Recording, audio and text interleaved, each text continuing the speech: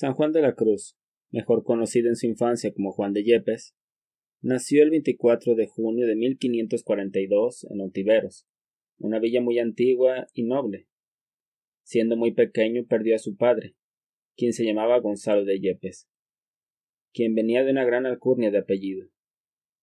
Su madre, Catalina Álvarez, mujer valiente y noble, tuvieron muchas pericias, pues habían casado sin decirle nada a los parientes de la familia de su esposo, y éstos le negaron la ayuda.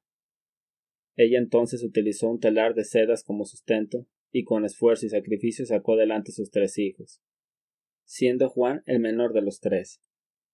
Aquí San Juan de la Cruz vivió la dolorosa experiencia de perder a su padre, y además conoció la pobreza, que por un lado son grandes contrariedades, pero el cariño de su madre, su ejemplo de perseverancia, y de ser constante y fiel al trabajo, aunado a mostrarles el amor de Dios y las enseñanzas católicas, fomentó la fe de sus 3 hijos, que éstos supieron acrecentar y florecer los ejemplos y sufrimientos que padecieron.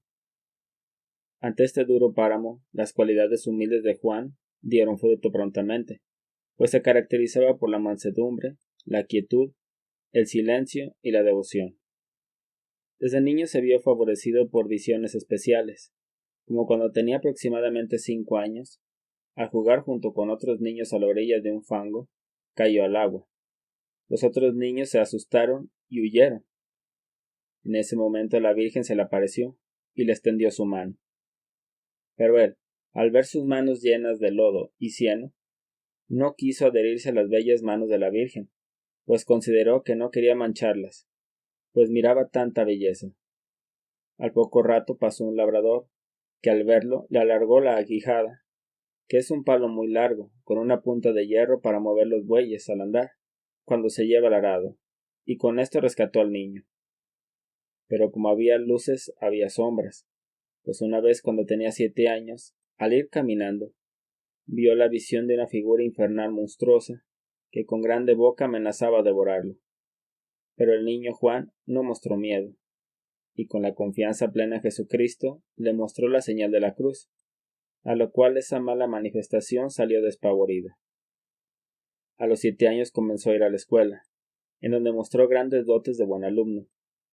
Fue creciendo y mejorando al punto que a los 12 años, un señor llamado don Alonso Álvarez de Toledo le pidió a su madre el permiso para que el joven Juan le ayudase como asistente en el hospital de la villa de Medina del Campo, pues él le ofrecería alimento, estudio y un cuarto.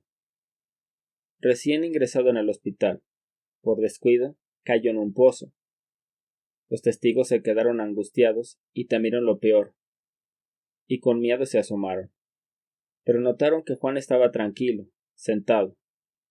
Cuando por fin lo sacaron le preguntaron el cómo se había escapado de haber perecido, a lo cual él les dijo que una hermosísima señora al momento de caer la recibió con su manto, y le sostuvo sobre el agua, para que él no se ahogara.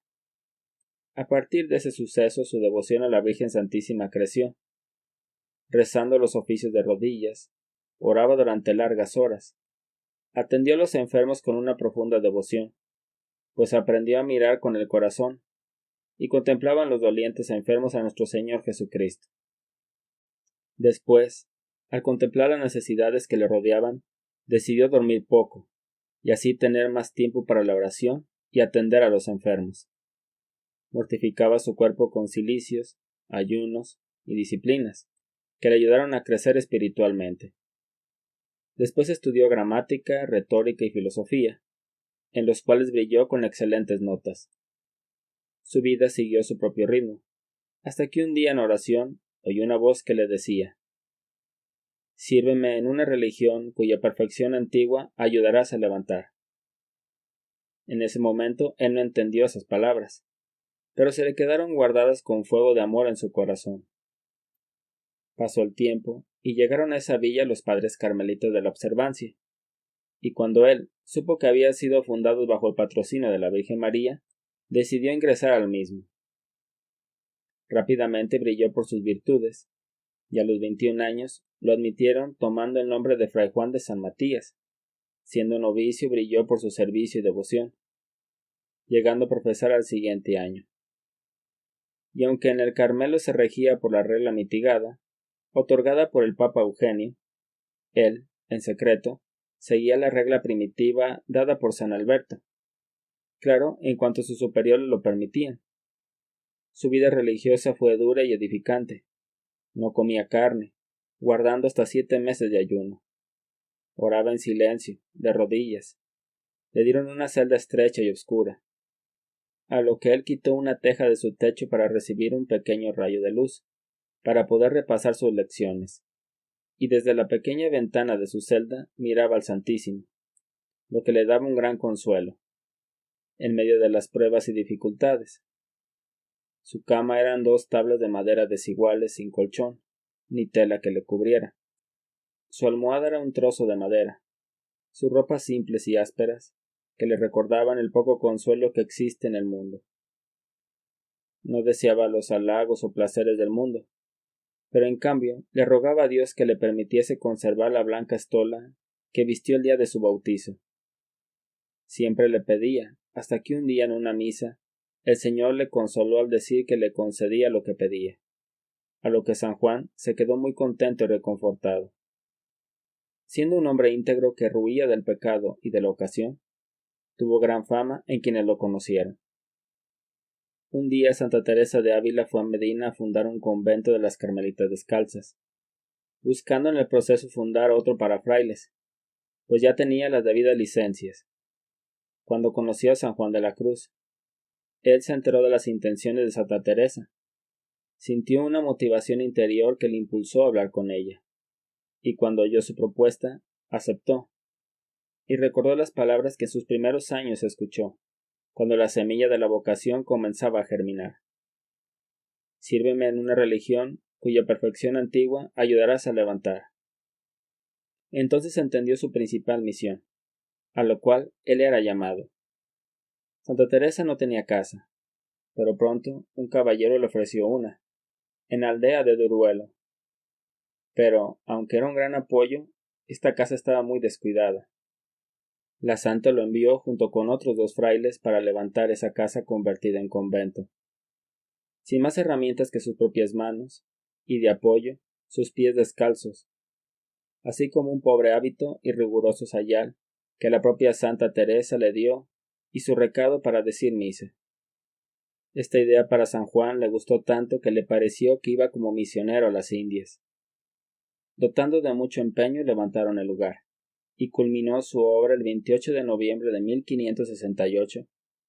Ante una oración de toda una noche, renovaron la profesión y renunciaron a la regla mitigada que antes habían vivido, tomando el nombre de Fray Juan de la Cruz, prometiendo vivir sirviendo al Señor y a la Virgen del Monte Carmelo, ayudando a la orden, fortaleciendo las nuevas fundaciones con diferentes encargos, pasó su vida, llegando al Colegio de Alcalá, en donde fue su primer rector, y en 1572 fue nombrado confesor del convento de los Carmelitas Descalzos. Algunos religiosos desconfiaron de esta nueva orden, por lo que en un giro fue apresado en el convento de Toledo, sometido a todo tipo de censuras y rigores. Pero él no renegó ni se dejó llevar por el orgullo o la soberbia. Soportó con paciencia la prueba y al final escapó de su encierro el 16 de agosto de 1578, en donde pudo reunirse con los descalzos en Almodóvar del Campo, en donde fue nombrado vicario del convento del Calvario de Jaén. Vivió muchas penas y padecimientos. Se cuenta que un día, mientras meditaba las penas y problemas que en su vida padecía, oyó a un juglar cantar las siguientes coplas. Quien no sabe de penas en este triste valle de dolores, no sabe de buenas ni ha gustado de amores, pues penas es el traje de los amadores. Al oír esta copla, se sintió arrebatado y entró en éxtasis, teniendo consuelos y revelaciones, y al final se sintió reconfortado para poder seguir el camino. Pasando por varios cargos, promovieron su fundación hasta que el 27 de julio de 1580 el Papa Gregorio XIII permitió a los descalzos constituirse aparte y en 1587 el Papa Sixto V les concedió el poder elegir vicario general. y en 1588 San Juan de la Cruz fue elegido como el primer definidor general, y en ese mismo año pasó a Segovia como prior. Al final de su vida le pidió a Dios 3 cosas. La primera, que no le llevase de esta vida siendo prelado. La segunda, que le diese de qué padecer de amor. Y la tercera, que partiera de este mundo habitando en un lugar en el que él no le conociesen. Y así se le fueron cumpliendo sus 3 deseos, pues en 1591 se celebró un capítulo que dejó al santo sin oficio alguno. Al poco tiempo le atacó una fuerte fiebre, debido a que se enfermó de estreptococos, y con ello llegó una gran inflamación en su pierna derecha. El padre provincial le ordenó ir a curar, y le dio la opción de 2 conventos para hacerlo, ya fuera en Baeza o en Úbeda. En Baeza era un convento bueno, bien instalado, y su superior le estimaba mucho. En cambio en Úbeda era todo lo contrario, por lo que el santo escogió Úbeda, cuyo prior le era adverso. Cuando llegó, después de un trayecto muy accidentado debido a los caminos adversos y al avanzado de su enfermedad, el prior lo recibió fríamente. En cambio los otros religiosos lo recibieron bien. En el transcurso se le agravó la enfermedad. Su pierna hinchada excedió el límite de lo tolerable, hasta reflejar parte del hueso, al punto que un doctor fue a cortar una parte de la pierna, a lo que San Juan lo tomó con naturalidad, ofreciendo a Dios los contratiempos derivados de la misma. El prior lo visitaba y sin compasión le regañaba. Ordenó que le dieran poco de comer, y llegó al punto de prohibir las visitas, por lo que San Juan de la Cruz quedó prácticamente incomunicado.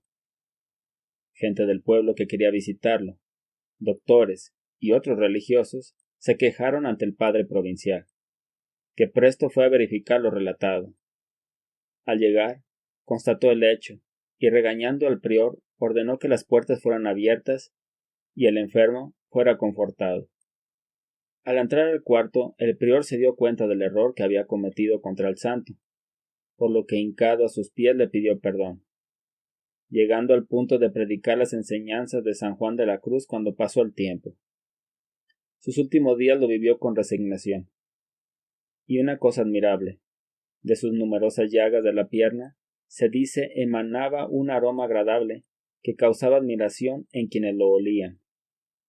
Pasó un par de meses, y el 5 de diciembre el doctor sugirió que le dieran la extrema unción. El santo les dijo que fuera mejor en otro tiempo, pues todavía no era la hora. El viernes 13 de diciembre pidió la extrema unción. En ese día preguntó durante todo el día la hora, pues ya sabía el momento exacto de su partida.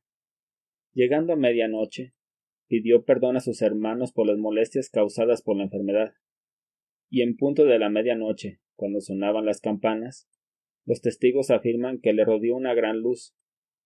Él se despidió, y besando los pies de un crucifijo, ingresó al corazón de Dios el 14 de diciembre de 1591. Tenía 49 fructíferos años. San Juan de la Cruz fue un gran místico que escribió con letras de oro en el siglo de oro español. Sus obras como La noche obscura, Cántico espiritual o La llama de amor viva nos dan con claridad el increíble talento y la profundidad de sus poesías. Es un gran santo que supo profundizar y entender el amor de Dios a través de una vida entregada al amor.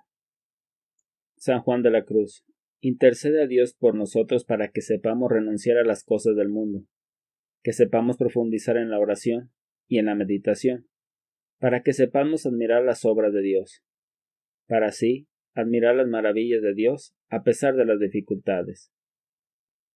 Gracias por tu tiempo. Te invito a suscribirte y a compartir este video a los demás. ¡Ánimo!